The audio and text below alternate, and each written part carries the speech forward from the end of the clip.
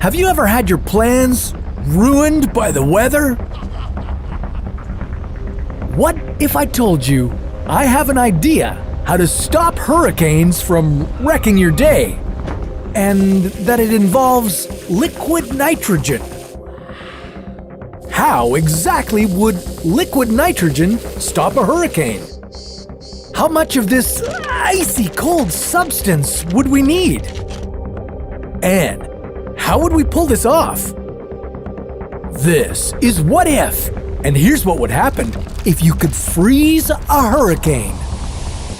Wait, why would we need liquid nitrogen? Couldn't we just get by with a lot of ice? I don't believe this. Well, in 1947, Nobel Prize-winning chemist Irving Langmuir led a United States military experiment to pour ice into Hurricane King to make it lose its strength. It didn't quite go as planned. Oops. And that isn't even the craziest thing we humans have come up with. Some of us would be happy to blow up a hurricane with a nuke. Or push a swirling storm away by pointing a lot of fans at it. But that's a story for another time. For now, let's get back to liquid nitrogen. Nitrogen has a boiling point of minus 196 degrees Celsius, and it has the power to freeze things instantly. And if we poured some liquid nitrogen into a baking hurricane, it should make it go away. But how exactly would we do it? Why does cooling a hurricane sound like a great idea? Well, hurricanes happen when warm ocean water causes the rise of moist air from its surface. This creates a cycle of clouds that form and spin rapidly. As particles get heated, they move faster and spread out farther from each other. That makes the winds blow faster until they eventually grow into a violent storm. Warm water is what drives hurricanes. And the easiest way to stop this disastrous storm is to cool the ocean water. The idea is simple. If you released liquid nitrogen into the ocean, it would instantly evaporate. And warm water would act as a fuel for this evaporation. As the water particles were losing their energy to the nitrogen, water molecules would begin to slow down. They would come closer and closer together until they formed ice. The cooler temperature would then slow down the winds, and that would end the storm.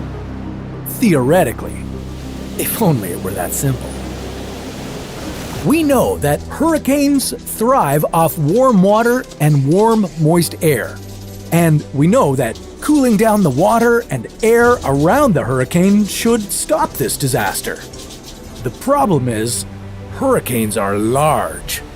The central part of a hurricane, called the eye, can be anywhere from 30 to 65 kilometers in diameter.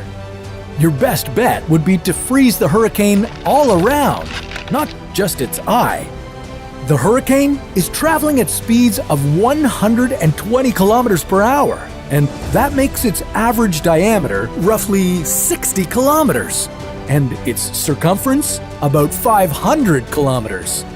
So, by our calculations, to surround a hurricane and freeze it, you would need over 32,000 metric tons of liquid nitrogen. That would be like having 16 Olympic-sized swimming pools filled with the stuff.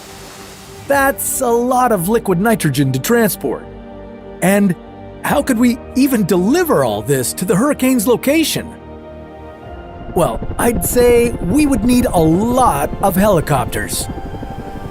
The biggest heavy lifter of the helicopter world can carry about 20,000 kilograms.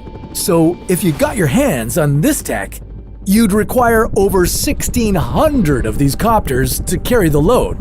That sounds like a pretty expensive endeavor. Now, imagine you had all the necessary resources and you were about to dump all that liquid nitrogen into the ocean. Now what? Well, if you were one of those brave volunteers transporting the liquid nitrogen, you should be ready for one thing. I'm ready. It would be painfully difficult to breathe. That's because once you released it into the water, the liquid nitrogen would evaporate. The air around you would have too much nitrogen and not enough oxygen, so better grab an oxygen tank. But that's just the beginning of the trouble. Freezing that much of the surface of the ocean could block sunlight from deeper waters. This would interfere with marine plant photosynthesis. Marine plants form the base of the food chain in the ocean. They provide nearly half of the oxygen that we breathe. And don't get me started on how unbearable life would be without oxygen. You'd probably have to carry tanks around and figure out a way to help the animals. Looks like you'd be better to wait for the hurricane to die off naturally. Usually, that takes about 12 to 24 hours. Freezing a hurricane with liquid nitrogen would be expensive, dangerous, and likely impossible. But if you like the idea of using liquid nitrogen to cool something down, maybe you could pour it into a volcano. Well, that's a story for another What If.